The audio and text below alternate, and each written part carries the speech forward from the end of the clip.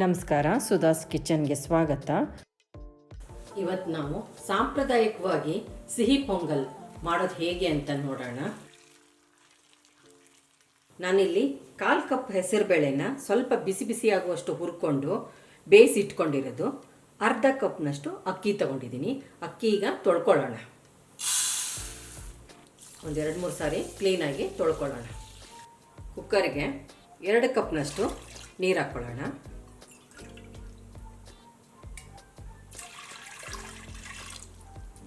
ಬೇಯಿಸ್ಕೊಂಡಿರೋ ಬೇಳೆ ಸೇರಿಸ್ಕೊಳ್ಳೋಣ.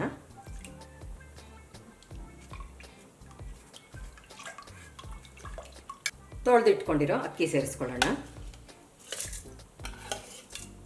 2 ಲವಂಗ ಹಾಕ್ಕೊಳ್ಳೋಣ. 1 ಸ್ಪೂನ್ನಷ್ಟು ತುಪ್ಪ. ಮೀಡಿಯಂ ಫ್ಲೇಮಲ್ಲಿ 3 ವಿಸಲ್ ಕೂಗಿಸ್ಕೊಳ್ಳೋಣ. ಕುಕ್ಕರೆಲ್ಲ ತಣ್ಣಗಾಗಿದೆ, ಚೆನ್ನಾಗಿ ಬೆಂದು ರೆಡಿಯಾಗಿದೆ.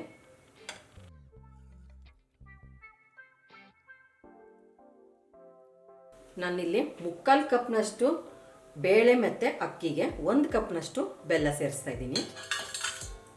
ಇದಕ್ಕೆ 1 ಟೇಬಲ್ ಸ್ಪೂನಷ್ಟು ನೀರು ಸೇರಿಸ್ಕೊಳ್ಳೋಣ. ನೀವು ಸಿಹಿ ಪೊಂಗಲಿಗೆ ಕಪ್ಪು ಬೆಲ್ಲ ಬೆಳೆಸಿದ್ರೆ ತುಂಬ ಚೆನ್ನಾಗಿರುತ್ತೆ.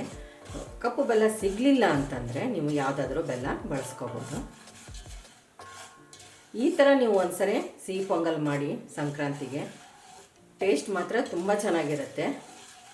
ನೀವು ಈ ಮೆಥಡಲ್ಲಿ ಸಿಹಿ ಪೊಂಗಲ್ ಮಾಡಿದರೆ ನೀವು 2 ದಿನ ಇಟ್ಕೊಂಡು ತಿನ್ಬೋದು, ಪೊಂಗಲ್ಲು ಹಾಳಾಗಲ್ಲ. ಇದು ಚೆನ್ನಾಗಿ ಕರಗಬೇಕು. ಹೀಗೆ ಸ್ವಲ್ಪ ಕೈ ಆಡಿಸ್ತಾ ಇರಿ, ಇಲ್ಲಾಂದರೆ ತಳ ಹಿಡಿದು ಬಿಡುತ್ತೆ. ನೋಡಿ, ಬೆಲ್ಲ ಎಲ್ಲ ಚೆನ್ನಾಗಿ ಕರಗಿದೆ.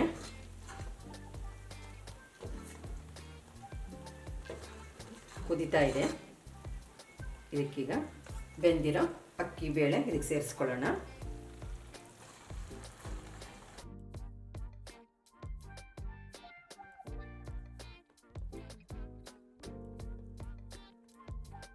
ಚೆನ್ನಾಗಿ ಮಿಕ್ಸ್ ಮಾಡ್ಕೊಳ್ಳೋಣ.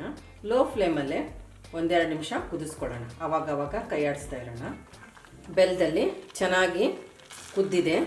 ಈ ಥರ ಚೆನ್ನಾಗಿ ಕುದಿಸ್ಕೊಂಡ್ರೆ ಬಾಳಿಕೆ ಬರುತ್ತೆ ಮತ್ತು ಟೇಸ್ಟು ಅಷ್ಟೇ ಚೆನ್ನಾಗಿರುತ್ತೆ. ಎಲ್ಲ ಹೊಂದ್ಕೊಂಡಿದೆ, ಬೇಳೆ, ಬೆಲ್ಲ, ಅಕ್ಕಿ ಎಲ್ಲ. ಇದಕ್ಕೀಗ ಏಲಕ್ಕಿ ಹಾಕ್ಕೊಳ್ಳೋಣ. ಏಲಕ್ಕಿ ಪುಡಿ ಮಾಡಿ ಇಟ್ಕೊಂಡಿದ್ದೀನಿ. ಗೋಡಂಬಿ ದ್ರಾಕ್ಷಿ ಫ್ರೈ ಮಾಡಿ ಹಾಕ್ಕೊಳ್ಳೋಣ. ಈ ಸಿಹಿ ಪೊಂಗಲ್ಲು ಇಷ್ಟು ಗಟ್ಟಿಯಾಗೇ ಇರಬೇಕು. ಇದಕ್ಕೆ ನಾನೊಂದು 1/4 ಕಪ್ನಷ್ಟು ತುಪ್ಪ ಹಾಕ್ತಾಯಿದ್ದೀನಿ.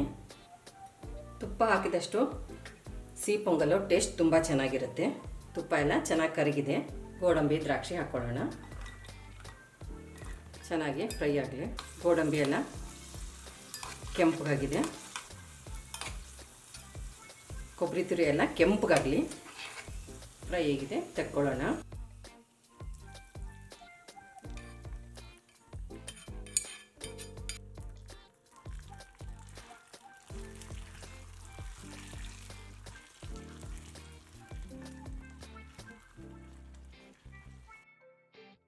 ಸಿಹಿ ಪೊಂಗಲ್ಲು ರೆಡಿಯಾಗಿದೆ. ನಮ್ಮ ಚಾನಲ್ಗೆ ಸಬ್ಸ್ಕ್ರೈಬ್ ಮಾಡಿ, ಬೆಲ್ ಐಕಾನ್ ಒತ್ತಿ ಹಾಗೂ ವಿಡಿಯೋಸ್ನ ಲೈಕ್, ಶೇರ್ ಮತ್ತು ಕಾಮೆಂಟ್ ಮಾಡಿ.